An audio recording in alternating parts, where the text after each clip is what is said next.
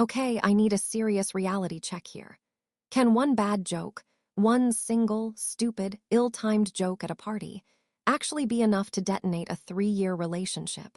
Because my boyfriend, well, my now ex-boyfriend, Elliot, seems to think so. He's packed his bags, blocked me on everything, and completely ghosted me from his life.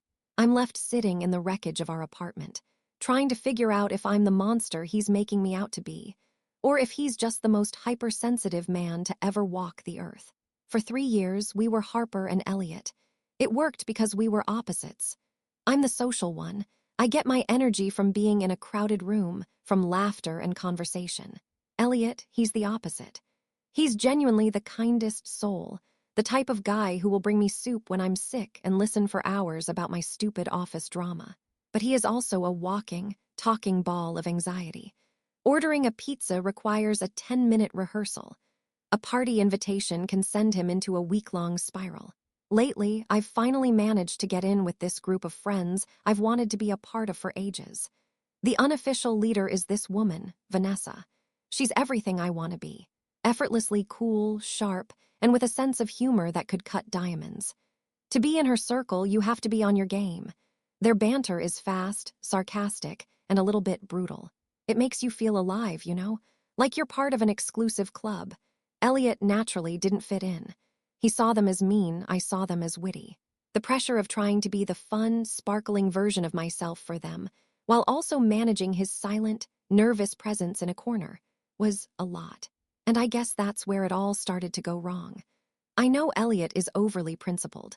It's one of the things I used to find endearing, in a rigid, old-fashioned sort of way.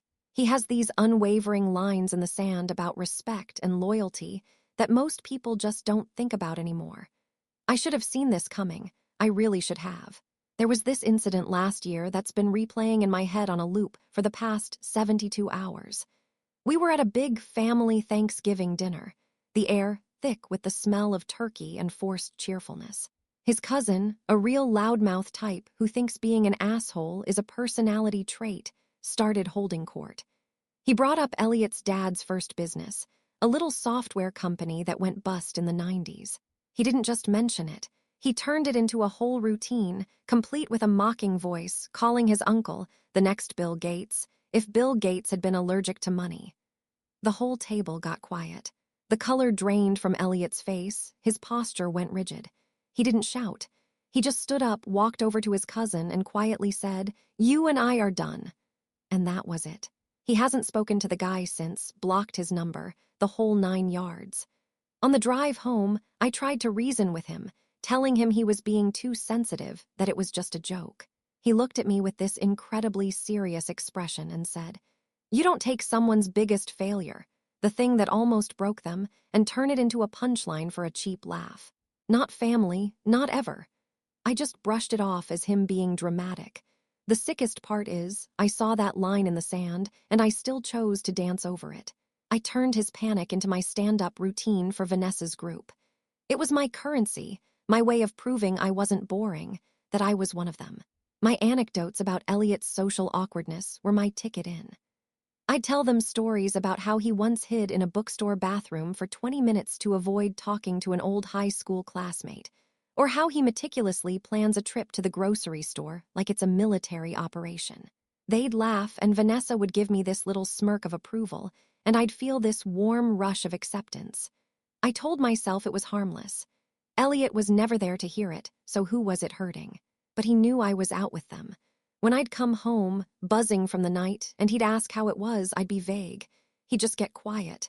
He never confronted me, never said he was uncomfortable. It was just this, retreat. His hand would pull away from mine. He'd suddenly be intensely focused on a book. It was a passive, heavy silence that I willfully interpreted as him just being his usual quiet self.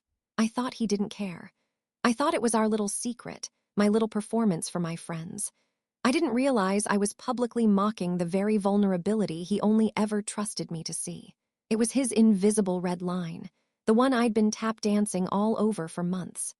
The party was at Vanessa's apartment, one of those effortlessly chic places with exposed brick and an artfully curated collection of vinyl that probably cost more than my car. The air was thick with expensive perfume, and the low thrum of some obscure indie band that everyone pretended to know. Elliot, of course, hadn't come. We'd had the usual pre-party negotiation, which was really just me trying to convince him and him finding gentle, polite ways to say, absolutely not. He'd cited a headache, but we both knew it was the thought of being in a room with 20 loud, witty people that was the real illness. So I went alone, determined to have a good time, to be the fun, unattached version of myself that I felt this group demanded. And for a while, I was. I was on my third glass of surprisingly good Merlot, holding court in the center of the living room. I was telling a story about a nightmare client at work, landing every punchline, embellishing every detail for maximum comedic effect.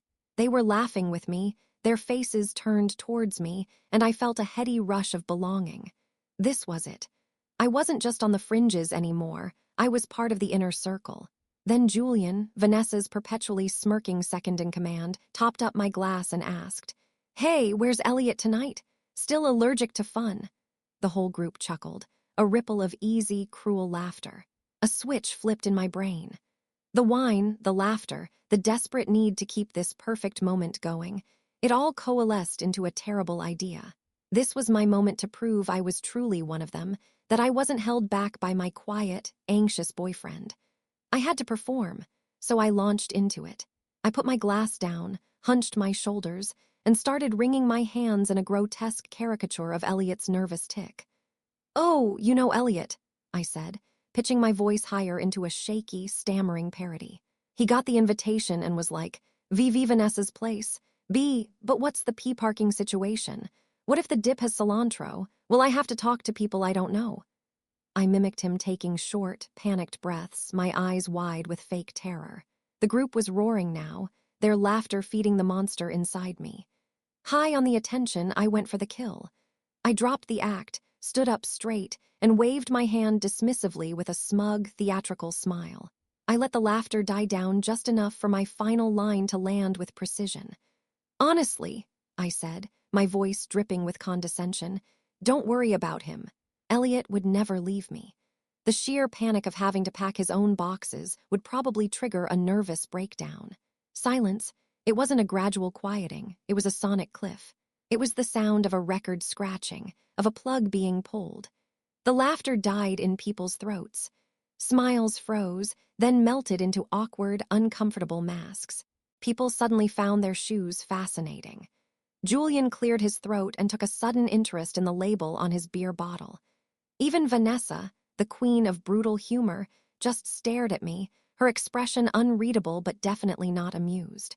And then my eyes found Owen. Owen is a friend from my old job, the one person in that room who actually knew and liked Elliot. He was standing by the bookshelf, and the look on his face, it wasn't anger. It was a profound, gut-wrenching disappointment that radiated across the room and hit me like a physical blow. He just slowly shook his head, broke eye contact, and turned away. The warmth of the wine evaporated from my veins, replaced by an icy dread. The ringing in my ears wasn't from the alcohol anymore. It was the sound of my own stupidity. I had tried to be the life of the party, and instead, I had become the spectacle. The joke wasn't funny anymore. The joke was me. I stumbled home an hour later, the walk back to our apartment feeling like a march to the gallows. My buzz had completely worn off, replaced by a churning mix of anxiety and defensive anger. I rehearsed speeches in my head. I'd start with a half apology, something like, "Babe, it was just a stupid joke. I'm sorry if it got back to you." If he was mad, I'd pivot to offense. "Are you seriously going to let my friend's opinions dictate our relationship?" I was ready for a fight, for a night of yelling and slammed doors, followed by tearful makeup sex. That was a language I understood. What I wasn't ready for was the silence. The apartment was quiet, but it was an organized quiet. The throw pillows on the couch were perfectly arranged. The mail was in a neat stack on the coffee table. And standing in the middle of the living room were 2 suitcases. His big one, and the smaller carry-on we used for weekend trips. Elliot was sitting on the edge of our bed, not looking at me, just folding his last few t-shirts with a calm, deliberate precision. There was no rage in his movements, no frantic energy. It was methodical, detached. "What's going on?" I asked, my voice sounding small and foreign in the stillness. He finally looked up and his eyes were completely flat. The warmth I was so used to, the gentle crinkle at the corners when he smiled, was gone. It was like looking at a stranger. "Owen called me," he said, his voice even, without a trace of emotion. "He told me about your little performance. He used that word, performance." I started to launch into my prepared script. "Elliot, it was a joke. A stupid, drunken joke. It meant nothing. It meant everything, Harper." He cut me off, not by raising his voice, but by lowering it. "It meant that the one person I trusted with my deepest anxieties, the one person I thought was my safe place, saw them as nothing more than material. You took my vulnerability, and you sold it for a few cheap laughs to a room full of people you barely know." Tears started streaming down my face. "I'm sorry. I was drunk. I was stupid. Please, just let me fix this." He just shook his head slowly, a gesture of finality. "There's nothing to fix." He stood up and zipped his suitcase. Then he did the coldest thing I have ever witnessed. He pulled out his phone, opened my contact, and deleted it. Then he went to Instagram, then Facebook, and blocked me on both. He did it all right in front of me, his thumb moving with the same steady, dispassionate pace as when he was folding his shirts. "We're done," he said, picking up his bags. He walked to the door, and for a second I thought he'd turn around, that this was all a bluff. He didn't. He just opened the door and walked out, closing it softly behind him. The click of the latch was the loudest sound I'd ever heard. The entire execution, from my arrival to his departure, took less than 10 minutes. It wasn't a breakup. It was a surgical extraction. The next few days were a blur of pathetic, frantic activity. The silence in the apartment was deafening, a thick, suffocating blanket punctuated only by my own unhinged sobs. I called his phone 100 times, each call going straight to a dead, digital void that felt like a personal insult. I sent a barrage of texts that vanished into the ether, marked only by that single, infuriating, delivered receipt that never turned blue. My thumbs ached from typing and deleting, typing and deleting. I wrote long, rambling emails in the dead of night, my words a chaotic jumble of desperate apologies, furious accusations, and nostalgic pleas. "How can you do this to us?" I'd write, then immediately follow it with, "I know I'm a monster, I'll do anything." No replies. It was like he had ceased to exist, and I was just screaming into a black hole. My first instinct, once the initial shock wore off, was to rally my troops. I called Vanessa, my voice cracking, expecting a bitch session, a chorus of "he's so dramatic, and you're better off without him." I needed her to validate my side of the story, to confirm that he was the crazy one. What I got was a cool, distant voice on the other end of the line. "Harper, that was really uncomfortable for everyone," she said, her tone clipped and professional, like a PR person handling a crisis. "I think you should probably just give him some space." When I pushed, my voice rising with hysteria, trying to get her to agree with me that it was just a joke, she made a vague excuse about a work call and hung up. My subsequent texts to her and others in the group were met with one-word answers or were left on read entirely. Julian, the one who'd asked about Elliot in the first place, just sent back a single yikes emoji. The awkward distancing had begun. The people I had debased my relationship for didn't want to be associated with the fallout. I wasn't the fun, witty insider anymore. I was the messy, desperate girl with a spectacular breakup. I was drama, and their brand was effortless cool. They were scattering like cockroaches in the light. Desperate and feeling utterly alone, I went to the one person I knew wouldn't lie to me. I cornered Owen outside his office building during his lunch break. He looked exhausted, the dark circles under his eyes telling me he'd been unwillingly dragged into the middle of this. He tried to brush me off, but I started crying right there on the sidewalk, a full-blown, ugly cry that made passers-by stare. Defeated, he reluctantly agreed to talk for 5 minutes. I pleaded with him to tell me where Elliot was, to pass on a message, to just tell me what he was thinking. "He's at his brother's place across town," Owen said, his voice heavy with a weariness that was clearly meant for me. "And he doesn't want to talk to you, Harper." I tried. I went over there yesterday, tried to be a mediator to maybe smooth things over. He wouldn't hear it. "What did he say?" I begged, my voice a pathetic whisper. I needed to hear the words, no matter how painful. I needed the autopsy report. Owen sighed, rubbing his eyes as if the memory itself was painful. This was the moment of the third-party echo, the one that would shatter any remaining hope. He looked me straight in the eye, his gaze unflinching. He said, "She didn't make a mistake, Owen. A mistake is forgetting to pick up milk. She took my soul, put it on a skewer, and roasted it over a fire to entertain a crowd of people who don't even like her. That's not a mistake. That's a choice." Then he told me the scariest thing, Owen continued, his voice dropping to barely a whisper. He said, "The trust isn't just broken, it's gone.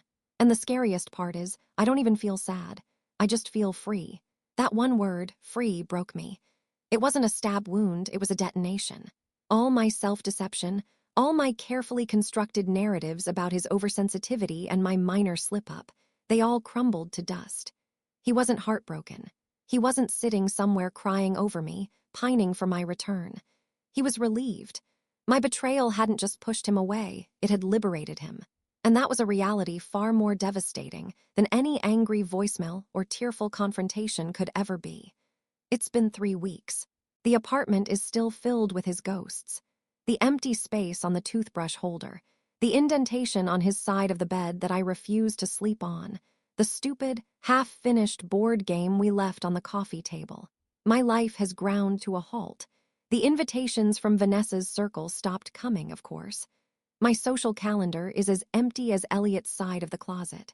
I am officially persona non grata, a social pariah of my own making. My days have taken on a grim, obsessive routine. I wake up, and the first thing I do, before my eyes have even adjusted to the light, is grab my phone. I have a fake Instagram account now, a burner with no posts and a generic flower avatar. It's my pathetic little periscope into the world he now inhabits without me. And his world is thriving. He unblocked Owen and a few other mutual acquaintances, so I see him in their posts. There he is, smiling on a hiking trail, the sun hitting his face in a way I haven't seen in years. There's a picture of him at a concert, his arms slung around his brother, a genuine, unforced grin on his face. Last week, he adopted a dog from a local shelter, a scruffy little terrier mix. He posted a picture of it, just one, on his own, now public profile. The caption was simple, "Meet Buster. He's a bit anxious, but we're working on it together." That caption felt like a perfectly aimed dagger. He was taking the very thing I had mocked and was now nurturing it in something else. He was healing, openly and honestly, in a way he never could with me. The irony is so thick I could choke on it. The man I painted as a fragile, dependent creature who couldn't survive without me is living his best life. He's free. Meanwhile, I'm the one who is trapped, a prisoner in our old apartment, scrolling through images of a life I was never truly a part of. The last thing I see before I fall into a restless sleep, and the first thing I see when I wake up, is his face, smiling, on a tiny, glowing screen. A constant, brutal reminder of the man I lost and the clown I became.